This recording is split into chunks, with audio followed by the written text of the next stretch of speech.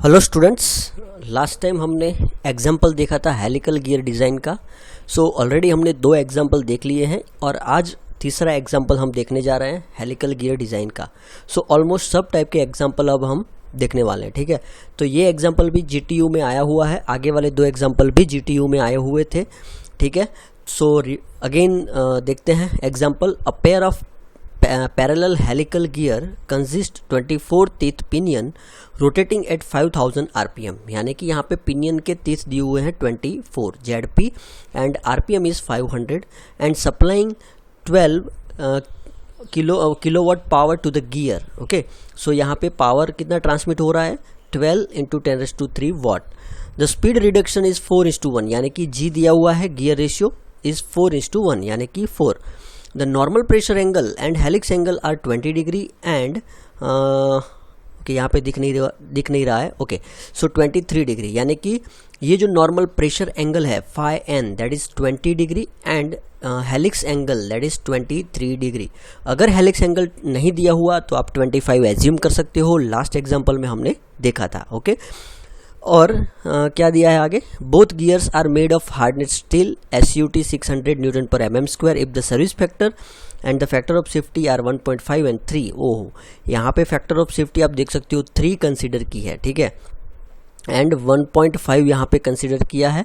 Then application factor जो है वो यहाँ पे 1.5 लिया है और SUT दिया है यहाँ पे 600 Nm/mm²।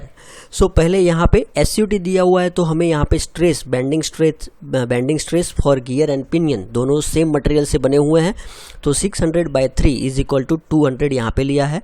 और G is equal to NP/NG ZG/ZP, तो यहाँ पे G की वैल्यू हमारे पास है, ZP की वैल्यू है, तो ZG की वैल्यू हमें मिल जाएगी। So number of teeth on gear is 96।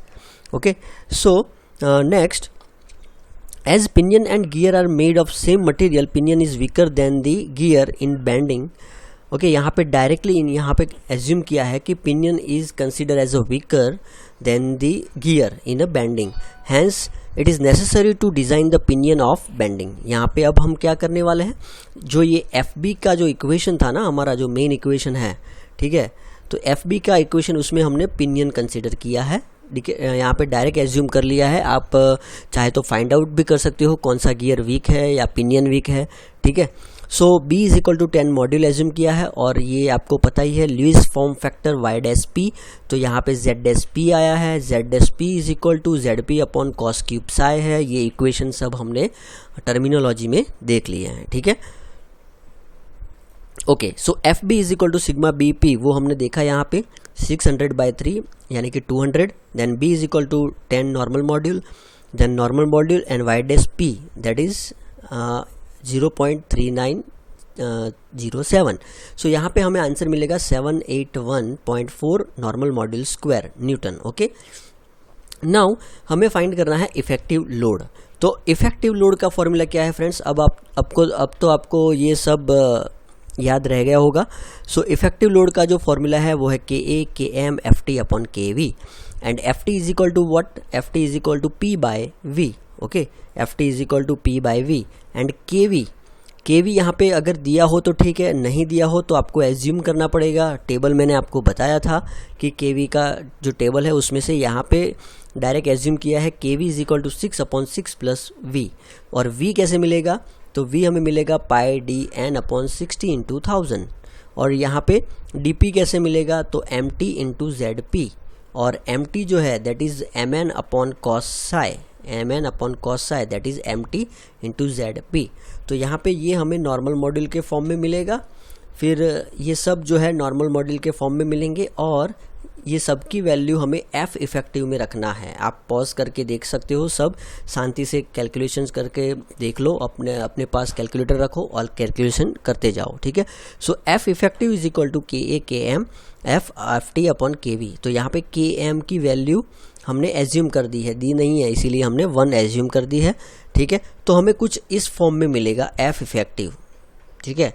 अब हमें क्या करना है, तो एफ इफेक्टिव और बेंडिंग स्ट्रेंथ को कंपेयर करना है। तो इक्वेशन कॉमन है, F B is equal to N into F effective. तो एफ इफेक्टिव का जो इक्वेशन हमें मिला वो नॉर्मल मॉड्यूल के फॉर्म में मिला। देन बेंडिंग फोर्स जो है, बेंडिंग स्ट्रेंथ, उसका इक्वेशन भी नॉर्मल मॉड्यूल के फॉर्म में है। तो फाइनली ये इक्वेशन हमें मिलेगा और ये इक्वेशन जो है उसको आप कैलकुलेटर से फाइंड आउट कर सकते हो। यहाँ पे जो हमें मिल रहा है module that is 3.8 mm। Okay, so यहाँ पे नॉर्मल मॉड्यूल अगर मिल गया हमें 3.8 mm, यानी कि यहाँ पे 4 कंसीडर किया है स्टैंडर्ड।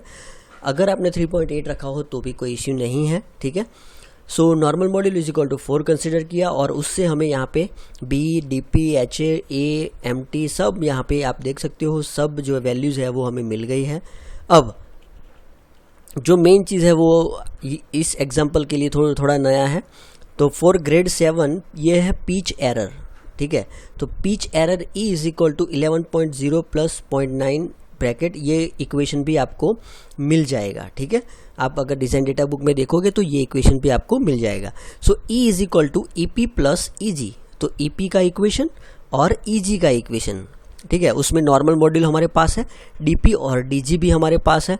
तो आपको ये माइक्रोमीटर में मिलेगा, जो एरर है ना वो आपको माइक्रोमीटर में यहाँ पे मिलेगी। सो एरर हमने फाइंड कर दी ए पी प्लस ई जी, ठीक है।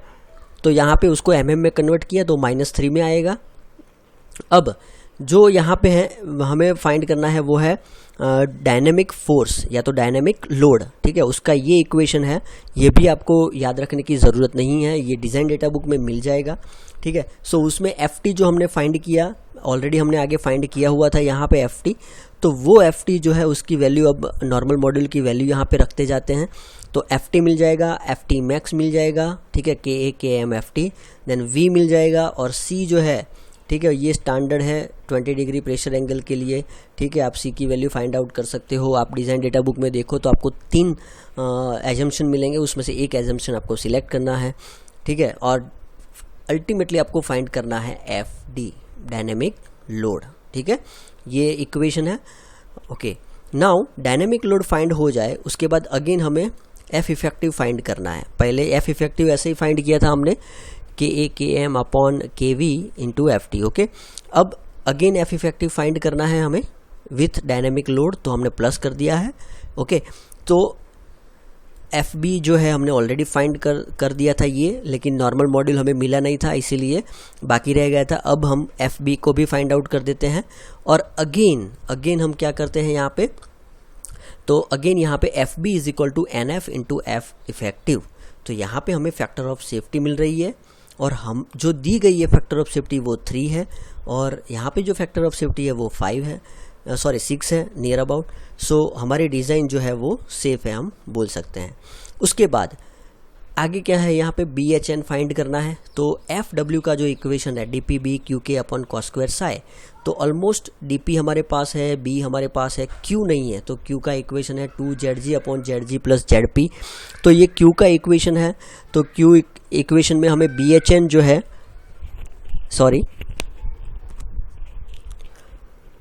तो क्यू के इक्वेशन में हमें यहाँ पे बी एच एन के फॉर्म में मिलेगा कुछ, ठीक है। So F W is equal to ये बी एच एन के फॉर्म में हमें ये इक्वेशन मिल गया, ठीक है। अब अगेन हम ये इक्वेशन जो हमने फाइंड आउट किया था उसमें N F W is equal to given data के हिसाब से 1.5 दिया है और एफ इफेक्टिव, ठीक है, जो हमें मिला, यानी कि यहाँ पे जो मिला एफ इफेक्टिव, ठीक है, 21112, तो वो हम यहाँ पे रखेंगे और उससे B H N find out करेंगे, ठीक है। सो ब्रिनल हार्डनेस नंबर हम इस तरह से फाइंड आउट कर सकते हैं। तो फ्रेंड्स, ये जो एग्जांपल था थोड़ा मैंने स्पीडली लिया है, उसका रीज़न ये है कि आगे ऑलरेडी हमने 2 एग्जांपल कर चुके हैं और ऑलमोस्ट सब इक्वेशन सेम है, इसीलिए मैंने एक इक्वेशन को बताया नहीं है, ठीक है, थोड़ा जल्दी गया हूँ मैं।